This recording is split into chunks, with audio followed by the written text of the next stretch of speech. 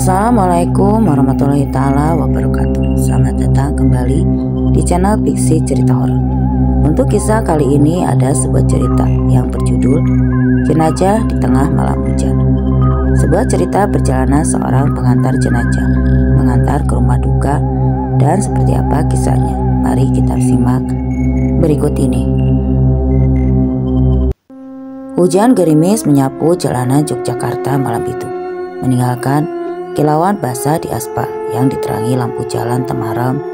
Udara terasa dingin khas musim hujan di bulan November, dan angin membawa aroma tanah basah yang bercampur dengan bau knalpot dari kendaraan yang sesekali melintas di halaman parkir rumah sakit Bethesda. Sebuah ambulan tua berwarna putih terparkir di bawah pohon Kamboja yang daunnya bergoyang pelan diterpa angin.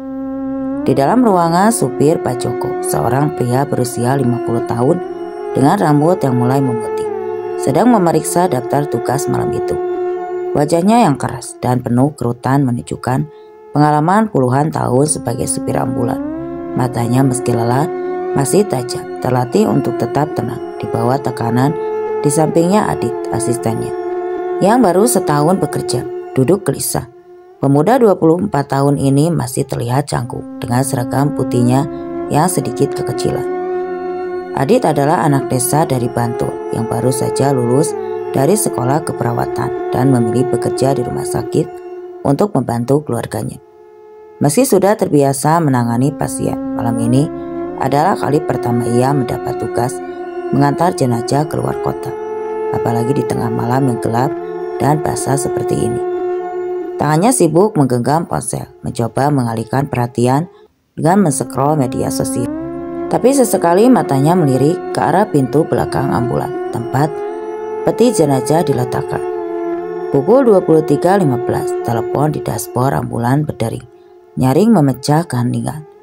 Pak Joko mengangkatnya dengan gerakan cepat, mendengarkan instruksi dari petugas rumah sakit. "Joko, malam ini ke Jepara, jenazah lelaki korban kecelakaan motor. Namanya Mas Darno, umur 35 tahun. Keluarga sudah menunggu di sana. Siapkan sekarang ya," kata suara di ujung telepon. Singkat dan tegas. Pak Joko mengangguk meski lawan bicaranya tidak bisa melihat, lalu menutup teleponnya. Ia menoleh ke Adit yang wajahnya sudah pucat. "Siap, Dit. Kita bawa jenazah ke Jepara. Perjalanan lumayan jauh, sekitar 4 jam. Pastikan semua alat di belakang lengkap." Adit mengangguk lemas, berusaha menyembunyikan kegelisahannya. "Siapa?" Jawabannya suaranya sedikit serak. Ia bangkit dari kursi dan mulai memeriksa perlengkapan di bagian belakang ambulan. Kain kapan cadangan, botol air untuk wudhu, dan beberapa perlengkapan medis darurat. Meski ia tahu tidak akan diperlukan untuk jenazah itu. Di sudut ruangan belakang, peti jenazah sederhana dari kayu sudah diletakkan dengan rapi di dalamnya. Tubuh Mas Darno yang lelah dikapani seusai tradisi pembaringan, baku bungkus kain putih yang diikat erat. Adit menelan ludah, merasa bulu kuduknya berdiri saat membayangkan wajah di balik kain itu. Ia cepat-cepat menutup pintu belakang dan kembali ke kursi penumpang. Pak Joko yang sudah terbiasa dengan tugas seperti ini memperhatikan kegelisahan Adit. "Dit, sebelum berangkat baca doa dulu. Ini adalah tugas mulia, mengantar orang ke peristirahatan terakhirnya. Jangan takut, yang mati gak bakalan ganggu kalau kita niat baik," katanya dengan nada tenang. "Siapa?" tegas Adit mengangguk, mengeluarkan tasbih kecil dari saku seragamnya dan mulai melafalkan doa perlindungan yang diajarkan ibunya sejak kecil. "Bismillahirrahmanirrahim, tawakalku." Mulutnya bergerak pelan, tapi jantungnya masih berdegup kencang. Setelah memastikan semua siap, Pak Joko menghidupkan mesin ambulan. Suara mesin diesel tua itu meraung pelan, memecah keheningan malam. Lampu ambulan menyala menerangi jalan basah di depan mereka. Mereka keluar dari halaman rumah sakit, melaju pelan melewati jalanan Malioboro yang sepi, hanya ditemani suara wiper yang bergesekan dengan kaca depan dan deru hujan yang tidak kunjung reda. Jalanan Yogyakarta malam itu terasa lebih gelap dari biasanya. Mungkin karena kabut tipis yang mulai turun, atau karena lampu jalan yang beberapa diantaranya mati. Adit mencoba fokus ke jalan, tapi pikirannya terus melayang ke peti di belakang. Ia membayangkan cerita-cerita seram yang pernah didengar dari teman-temannya tentang jenazah yang tiba-tiba bergerak atau suara aneh dari dalam peti. Ia menggelengkan kepala, mencoba mengusir pikiran itu. "Pak, ini beneran aman kan?" tanya Adit. Suaranya hampir seperti bisikan. Pak Joko tertawa kecil, tapi matanya tetap fokus ke jalan. "Aman, Dit. Aku sudah mengantar jenazah puluhan kali. Yang penting, jangan mikir macam-macam. Kalau takut, baca ayat kursi. Itu ampuh, Dit." Adit mengangguk, meski hatinya masih tidak tenang. Ia memutuskan tangannya ke saku merapat tasbihnya lagi, mencoba mencari pegangan. Perjalanan menuju Jepara dimulai dengan penuh ketegangan bagi Adit, tapi Pak Joko tampak tenang seperti biasa. Ambulan melaju melewati jalanan pinggiran Yogyakarta, meninggalkan gemerlap kota dan memasuki jalanan provinsi yang lebih sepi. Pohon-pohon kelapa dan sawah membentang di sisi jalan, hanya sesekali diterangi lampu kendaraan lain yang melintas di kejauhan. Bukit-bukit kecil tampak seperti bayangan raksasa di bawah langit kelabu. Adit mencoba mengalihkan perhatian dengan menyalakan radio, tapi hanya suara statis yang terdengar. "Matiin aja radionya, Dit. Kita putar di wilayah nanti biar tenang," kata Pak Joko. Adit mengangguk mematikan radio dan suaranya kembali hening. Hanya diisi suara mesin dan hujan yang kini mulai reda. Malam itu tanpa mereka sadari adalah awal dari perjalanan yang akan mengubah cara mereka memandang tugas sederhana ini. Di belakang peti jenazah itu terbaring diam, tapi ada sesuatu di udara. Sesuatu yang tidak bisa dijelaskan yang membuat Adit terus merasa gelisah. Pak Joko meski berusaha menunjukkan ketenangan, sesekali melirik kaca spion memastikan tidak ada yang aneh di belakang. Jalanan panjang menuju Jepara terbentang di depan mereka dan malam masih panjang. Hujan semakin deras saat ambulan melaju meninggalkan batas kota Yogyakarta, memasuki jalan provinsi menuju Magelang. Aspal basah berkilau di bawah sorotan lampu depan dan kabut tipis mulai turun mengaburkan pandangan. Dari kejauhan Pak Joko menggenggam setir dengan erat. Matanya tajam menyusuri jalan yang licin. Di sampingnya, Adit duduk dengan tubuh sedikit membungkuk. Tangannya masih meraba tasbih di saku seragamnya. Suara mesin ambulan bercampur dengan deru hujan yang menghantam atap kendaraan, yang menciptakan ritme monoton yang seharusnya menenangkan, tapi justru membuat suasana semakin tegang. Di belakang peti jenazah Mas Darno terbaring diam, namun keberadaannya seolah memenuhi udara dengan beban tidak terucapkan. Jalanan menuju Magelang terkenal sepi di malam hari. Sesekali dilewati truk pengangkut sayuran atau motor yang dikendarai petani yang pulang dari pasar. Pohon-pohon jati di pinggir jalan berdiri seperti bayangan gelap dan hanya bergoyang pelan diterpa angin. Adit mencoba mengalihkan perhatian dengan menatap keluar jendela, tapi pandangannya terus tertarik ke kaca spion samping. Seolah ada sesuatu yang mengintip dari kegelapan itu. Entah itu apa, entah itu hanya imajinasinya. Tapi malam ini rasanya berbeda. Ada sesuatu yang membuat bulu kuduknya berdiri, meski ia tidak bisa menjelaskan apa. Tiba-tiba Adit menarik napas dalam-dalam. Hidungnya mencium sesuatu yang aneh.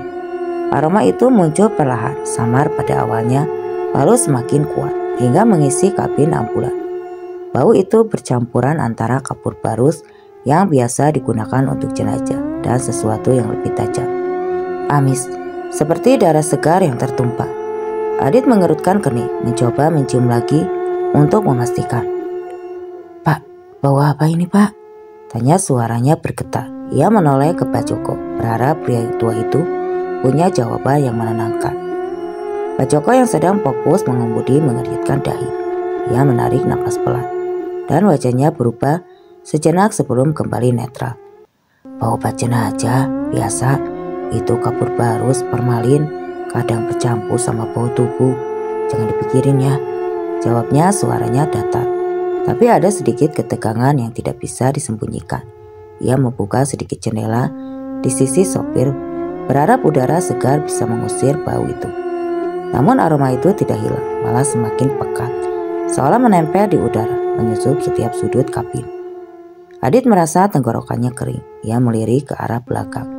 Pintu pemisah antara kabin supir dan ruang jenazah tapi tidak berani menoleh terlalu lama. "Pak, ini gak wajar. Udaranya kuat banget.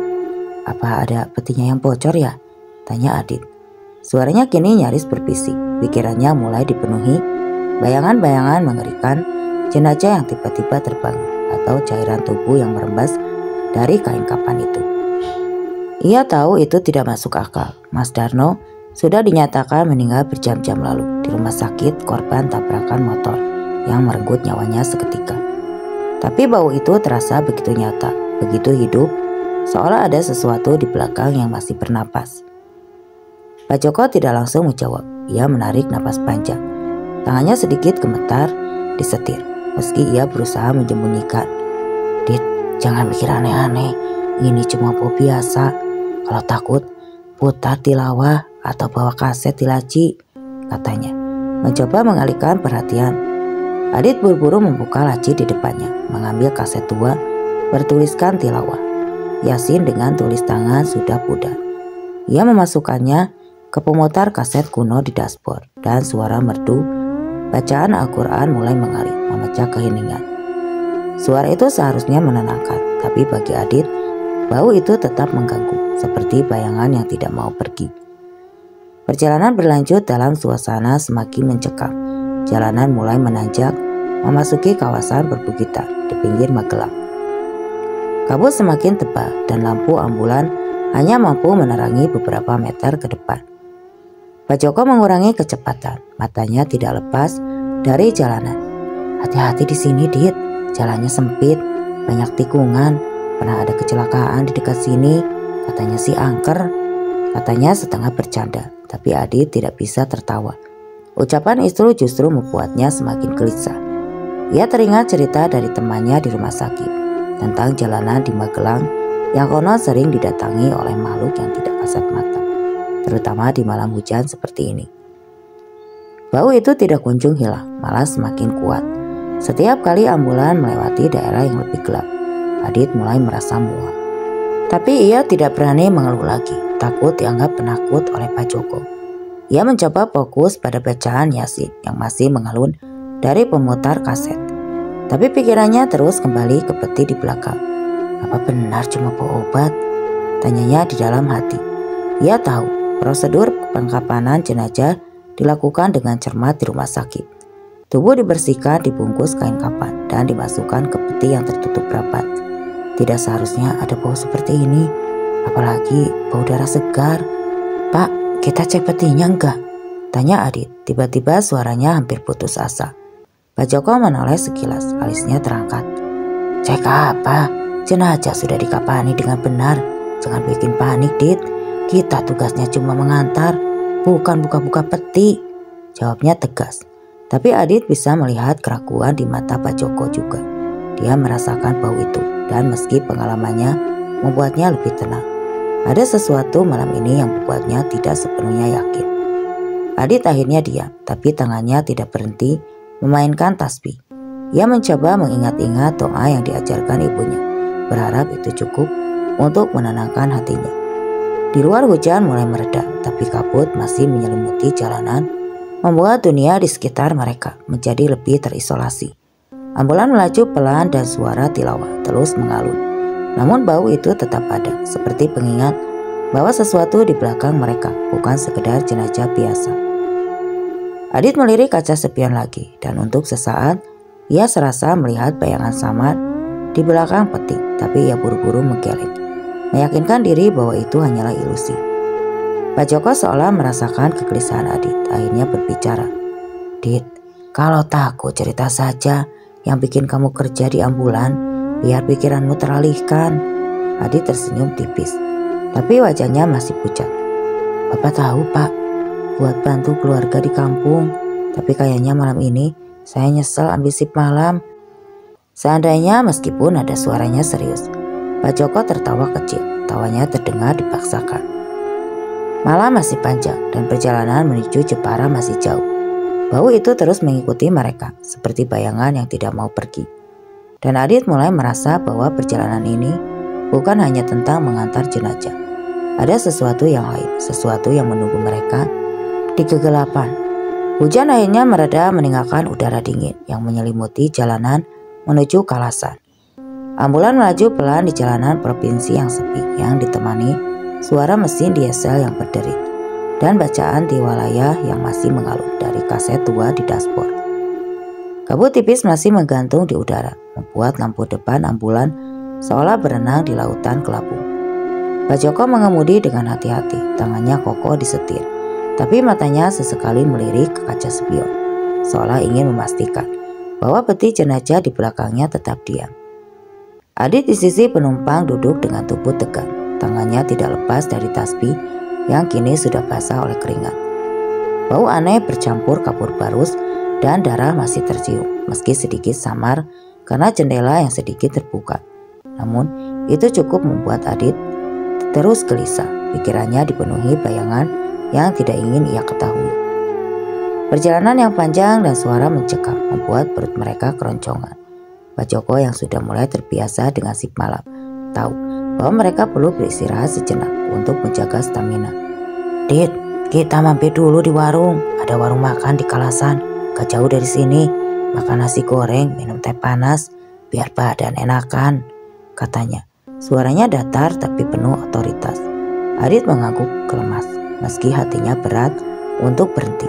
Ia ingin segera sampai di Jepara, menyerahkan jenazah dan mengakhiri malam yang terasa berlalu panjang ini. Tapi ia tidak bisa menolak. Perutnya memang sudah protes. Dan kopi yang terakhir ia minum di rumah sakit sudah lama habis efeknya. Tidak lama kemudian lampu neon kecil muncul di kejauhan, memecah kegelapan. Sebuah warung makan sederhana berdiri di pinggir jalan dengan atap seng dan dinding bambu yang sudah usang. Tulisan warung makan Pusum terpampang di papan kayu yang sedikit miring, diterangi lampu polham yang berkedip-kedip di sekitar warung. Hanya ada sawah dan beberapa pohon pisang yang bergoyang pelan diterpa angin. Ambulan berhenti di parkiran tanah yang licin karena hujan. Dan Pak Joko mematikan suara mesin, suara tilawah terhenti meninggalkan keningan yang tiba-tiba terasa menekan. Adit melirik ke pintu belakang seolah memastikan peti jenazah itu masih di tempatnya sebelum mengikuti Pak Joko keluar untuk ke warung. Warung itu sepi, hanya ada seseorang wanita tua di balik meja kasir. Wajahnya keriput namun ramah, dengan rambut disanggul dan kain jarik yang melilit di pinggangnya. Ia tersenyum lebar saat melihat Pak Joko dan Adit masuk. "Malam mas, mau makan apa? Nasi goreng, soto, apa mie rebus?" tanyanya dengan suara serak khas orang tua. Pak Joko yang tampak sudah pernah mampir ke sini sebelumnya memesan 2 porsi nasi goreng dan 2 gelas teh panas. "Buah-buahan gak ada ya bu?" tanyanya mencoba mencairkan suasana. "Gak ada mas, adanya juga tomat sama kol aja, mau?" jawab Pusum sambil terkekeh. Adi tidak mengangguk, tidak banyak bicara. Pikirannya masih tertuju pada bau aneh di ambulan. Mereka duduk di bangku kayu yang sudah usang, di bawah lampu neon yang kadang berkedip membuat bayangan mereka di dinding terlihat seperti bergerak. Warung itu sederhana dengan meja-meja plastik yang beberapa kalender lama terpajang di dinding. Aroma nasi goreng yang sedang dimasak di dapur tercium samar, bercampur dengan bau tanah basah dari luar. Adit mencoba menenangkan diri, fokus pada suara wajan yang berdenting di dapur. Tapi pikirannya terus kembali ke peti jenazah. Di luar, ia membayangkan Mas Darno yang katanya korban kecelakaan motor berbaring kaku di dalam kain kapan. "Orang mati gak bisa apa-apa, Dit," katanya dalam hati, mencoba meyakinkan diri sendiri. Makanan tiba tidak lama kemudian. 2 piring nasi goreng dan telur mata sapi dan irisan timun, serta 2 gelas teh panas yang mengepul. Pak Joko makan dengan lahap seolah tidak terganggu oleh kejadian sebelumnya. Tapi Adit hanya mengunyahnya perlahan.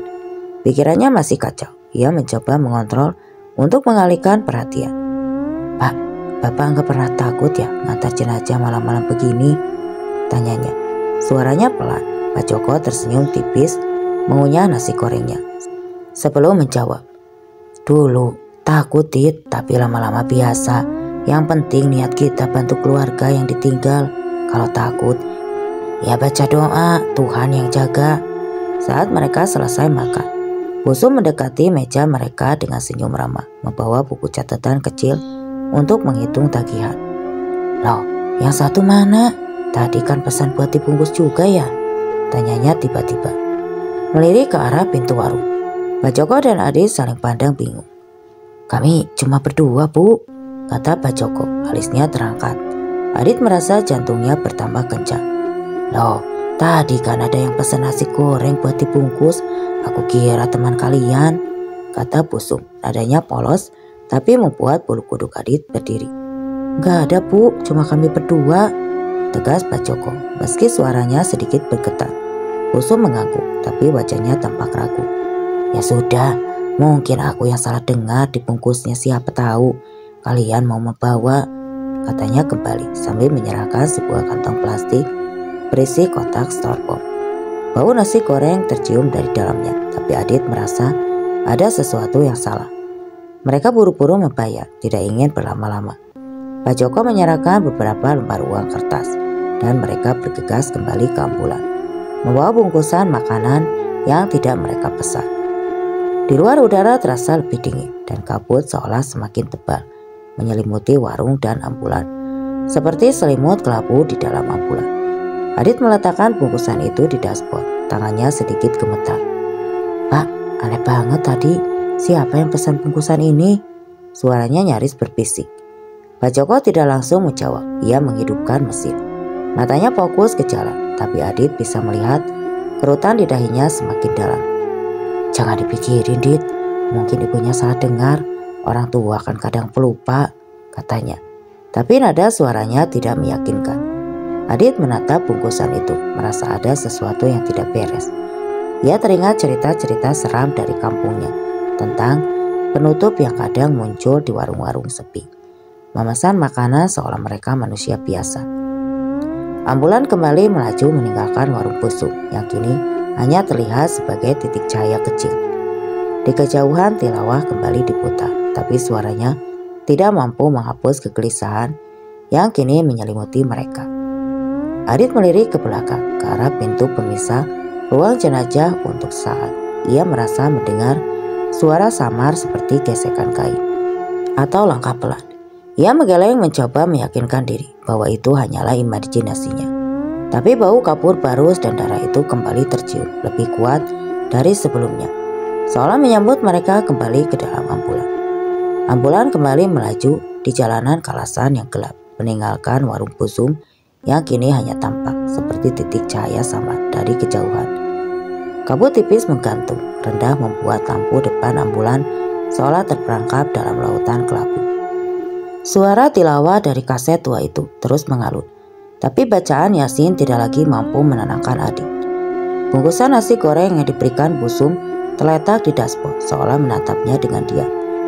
Bau kapur barus dan darah sempat mereda, kini kembali tercium lebih pekat dari sebelumnya, menyusup ke dalam kabin seperti asap yang tidak terlihat. Adit duduk dengan tubuh kaku, tangannya mencengkram tasbih hingga jari-jarinya memutih. Pikirannya dipenuhi pertanyaan yang tidak berarti. Ia ucapkan, siapa yang memesan nasi goreng itu? Dan mengapa baunya ini terasa semakin nyata? Pak Joko meski berusaha tetap tenang, tampak mulai gelisah. Tangannya yang biasanya menatap setir kiri sesekali bergerak untuk mengusap keringat di dahi. Meski udara malam ini terasa dingin, ia tahu jalanan ini seperti punggung tangannya. Tapi malam ini ada sesuatu yang membuatnya tidak nyaman. Dit, jangan melamun, baca doa terus, kita selamat sampai Jepara, katanya. Suaranya tegas tapi ada nada ketegangan yang sulit disembunyikan. Adit mengangguk, mulutnya bergerak melafalkan ayat-ayat pendek yang dihafalnya sejak kecil. Tapi pikirannya terus kembali ke peti jenazah di belakang. Bau itu, ucapan Busum dan bungkusan misterius itu membuatnya tidak tahan lagi. "Pak, kita cek peti matinya yuk, cuma memastikan," kata Adit tiba-tiba. Suaranya gemetar tapi penuh tekad. Ia tidak tahu dari mana keberanian itu datang, tapi rasa penasaran dan ketakutan bercampur membuatnya merasa harus melakukan sesuatu. Pak Joko menoleh, alisnya terangkat, wajahnya menunjukkan perpaduan antara kesal dan ragu. "Jaga apa, Dit? Jenazah sudah dikapani dengan benar. Jangan bikin panik," jawabnya, tapi nada suaranya tidak semeyakinkan biasanya. Adit menelan ludah, tangannya gemetar. Pak, bau ini gak wajar. Apa kalau ada yang salah sama jenazahnya? Kita kan harus pastikan, Pak. Buat tenang, desaknya. Suaranya nyaris memohon. Pak Joko menghela napas panjang. Matanya melirik ke kaca spion. Ia tahu Adit tidak akan tenang kalau tidak diyakinkan. Dan sejujurnya, ia sendiri pun mulai meragukan ketenangannya sendiri. Bau darah itu terlalu kuat, terlalu lama, terlalu nyata untuk sekedar dianggap sebagai bau obat jenazah. Ya sudah, tapi cuma dilihat sekilas ya. Kita tidak boleh ganggu jenazah sembarangan, katanya. Akhirnya suara berat itu memperlambat ambulan dan menepi di pinggiran tanah kosong di pinggir jalan. Tidak jauh dari warung busuk. Pohon-pohon kelapa di sekitar mereka bergoyang pelan dan suara jangkrik terdengar nyaring. Seolah mengisi keheningan malam. Dengan langkah berat, mereka keluar dari kabin. Udara dingin menyapa kulit mereka, membawa aroma tanah basah dan daun-daun yang lembab. Adit merasa jantungnya berdetak kencang, seperti drum yang dipukuli tidak beraturan. Pak Joko membuka pintu belakang ambulan. Lampu kecil di dalam menyala redup, menerangi peti kayu yang sederhana yang terletak di tengah ruang jenazah. Peti itu tampak biasa saja, tapi bau udara kini terasa begitu kuat hingga Adit harus menahan napas. Bismillah, gumam Pak Joko. Tangannya ragu-ragu menyentuh tutup peti. Adit berdiri di belakangnya, tasbih masih digenggam erat. Mulutnya tidak berhenti merapalkan doa. Dengan hati-hati Pak Joko membuka ikatan kain kapan yang menutupi wajah jenazah. Cahaya lampu senter dari ponsel Adit menyapu wajah Mas Darno, dan apa yang mereka lihat membuat darah mereka seolah membeku. Mulut jenazah itu penuh dengan nasi, butir-butir putih yang tampak basah dan bercampur dengan sesuatu yang gelap. Darah segar yang menetes dari sudut bibirnya mengalir ke kain kapan yang seharusnya bersih. Matanya tertutup, wajahnya pucat seperti lilin, tapi mulut itu seolah baru saja mengunyah makanan. Adit tersentak, kakinya mundur hingga punggungnya membentur dinding ambulan. Ia hampir menjerit, tapi suaranya tersangkut di tenggorokan. Astagfirullah Pak, ini apa? Katanya suaranya pecah. Pak Joko meski wajahnya pucat, berusaha tetap tenang. Tenang Dit, jangan panik. Tapi tangannya gemetar saat buru-buru menutup kembali kain kapan itu. Ia tahu ini tidak masuk akal. Jenazah Mas Darno sudah dikapani berjam-jam lalu di rumah sakit, diperiksa oleh tim medis dan keluarga. Sebelum dimasukkan ke peti, tidak mungkin ada nasi di mulutnya, apalagi darah segar. Mungkin ini ada yang salah pas dikapanin. Mungkin, entah apa, gumamnya. Lebih kepada diri sendiri daripada Adit. Tapi matanya tidak bisa lepas dari bungkusan nasi goreng yang kini tergeletak di dashboard. Seolah ada kaitan yang tidak ingin ia ketahui. Adit hampir pingsan, lututnya lemas, ia bersandar pada dinding ambulan. Napasnya tersenggah. Pak, ini gak benar. Jenazah gak bisa makan, Pak. Apa ini ada hubungannya sama bungkusan tadi? Tanyanya. Matanya liar menatap Pak Joko. Pria tua itu tidak menjawab langsung.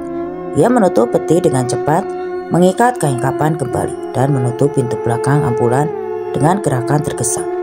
Kita lanjutkan perjalanan, jangan ceritakan ini ke siapa-siapa, Dit. Kita serahkan jenazah ke keluarganya. Selesai, yang penting kita selamat, katanya. Suaranya tegas tapi penuh dengan ketegangan. Mereka kembali ke kabin, tapi suasana kini jauh lebih mencekam. Adit tidak berani menoleh ke belakang lagi, takut melihat sesuatu yang lebih mengerikan. Pak Joko menghidupkan mesin, tangannya masih gemetar. Meski ia berusaha menyembunyikan, mereka berdua keras-keras melafalkan ayat kursi berulang-ulang. Suara mereka bercampur dengan tilawah yang kembali diputar. Bungkusan nasi goreng itu masih ada di dashboard, tapi kini tidak ada yang berani menyentuhnya. Adit merasa bulu kuduknya berdiri setiap kali melirik ke arahnya, seolah bungkusan itu hidup menatapnya. Kembali jalan, kembali mereka lalui dalam keheningan yang tegang. Bau darah masih tersium, kini bercampur dengan aroma nasi goreng yang entah bagaimana terasa salah bagi Adit. Adit mencoba fokus pada doa, tapi pikirannya terus kembali ke wajah Mas Darmo. Nasi di mulutnya, darah yang menetes, dan pertanyaan yang tidak terjawab. Bagaimana bisa ini terjadi? Pak Joko meski berusaha tenang, mulai melanturkan zikir pelan. Suaranya hampir tidak terdengar. Di tengah deru mesin malam itu mereka tahu perjalanan ini bukan sekedar tugas biasa. Ada sesuatu yang mengikuti mereka dan mereka hanya bisa berdoa agar sampai di Jepara tanpa kejadian yang lebih mengerikan. Ambulan kembali melaju di jalanan yang kini terasa semakin gelap. Sepi meninggalkan parkiran di tanah kalasan yang menjadi saksi penemuan mengerikan mereka. Kabut masih menggantung rendah menyapu aspal basah yang berkilau di bawah. Sorotan lampu depan suara mesin diesel tua bercampur dengan tilawah Yasin yang mengalun dari kaset di dashboard. Tapi bacaan suci itu tidak mampu menghapus ketegangan menyelimuti kabin. Adit duduk kaku di kursi penumpang, tangannya mencengkram tasbih hingga jari-jarinya memutih. Matanya sesekali melirik ke arah kaca spion, tapi ia buru-buru memalingkan wajahnya. Takut melihat sesuatu di belakang, atau lebih tepatnya, takut memastikan apa yang sudah mereka lihat di peti jenazah. Bau kapur barus dan darah masih menyeruak, kini bercampur dengan aroma nasi goreng dari bungkusan yang tergeletak di dashboard. Seolah mengejek mereka dengan keberadaannya. Pak Joko mengemudi dengan fokus yang dipaksakan, tangannya kaku disetir. Wajahnya yang tak biasa tenang kini dipenuhi kerutan dan mulutnya tidak berhenti melantunkan zikir. Pelan, hampir tidak terdengar. Di tengah deru mesin, Bismillah tawakkaltu, gumamnya berulang-ulang. Seolah mencari perlindungan dari sesuatu yang tidak bisa ia jelaskan. Penemuan di peti jenazah, nasi di mulut Pas Darmo, dan darah segar yang menetes telah mengguncang ketenangan. Meski pengalaman puluhan tahun sebagai supir ambulan membuatnya berusaha tetap rasional. Ia tahu mereka harus segera sampai di Jepara, menyerahkan jenazah kepada keluarganya dan mengakhiri malam mengerikan ini. Tapi di dalam hatinya ia merasa ada sesuatu yang salah, sesuatu yang mengikuti mereka sejak meninggalkan Yogyakarta. "Dit, baca ayat kursi terus, jangan berhenti," kata Pak Joko. Suaranya tegas tapi ada getar ketakutan yang tidak bisa disembunyikan. Adit mengangguk lemas, mulutnya bergerak melafalkan ayat itu, tapi pikirannya kacau. Gambaran wajah Mas Darmo dengan mulut penuh nasi dan darah terus muncul di benaknya seperti bayangan yang menolak pergi. Ia mencoba mengalihkan perhatian dengan menatap jalanan di depan. Tapi kabut dan kegelapan membuatnya merasa seperti terjebak di dalam mimpi buruk. "Pak, ini gak benar, Pak. Jenazah gak bisa begitu kan, Pak? Apa kita salah buka peti? Apa itu bukan Mas Darno?" tanyanya. Suaranya serak penuh keputusasaan. Pak Joko tidak langsung menjawab. Ia menarik napas panjang. Matanya tetap fokus ke jalan yang kini mulai menanjak.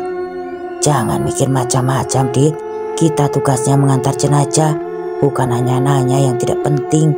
Kita sampai Jepara, serahin ke keluarga, selesai," katanya. Tapi nada suaranya tidak meyakinkan. Adit tahu Pak Joko juga ketakutan, meski pria tua itu berusaha menyembunyikannya. "Tapi Pak, nasi itu, darah itu, bungkusan ini." Adit melirik ke bungkusan dari nasi goreng di dashboard. Tangannya gemetar, ingin membuangnya, tapi ia tidak berani menyentuh bungkusan itu. "Busum bilang ada orang lain yang pesan, Pak. Apa itu dia?" lanjutnya. Suaranya nyaris berbisik. "Sudah, Dit, jangan bikin panik," bentak Pak Joko, tapi suaranya pecah. Ia tahu pertanyaan Adit bukan tanpa alasan.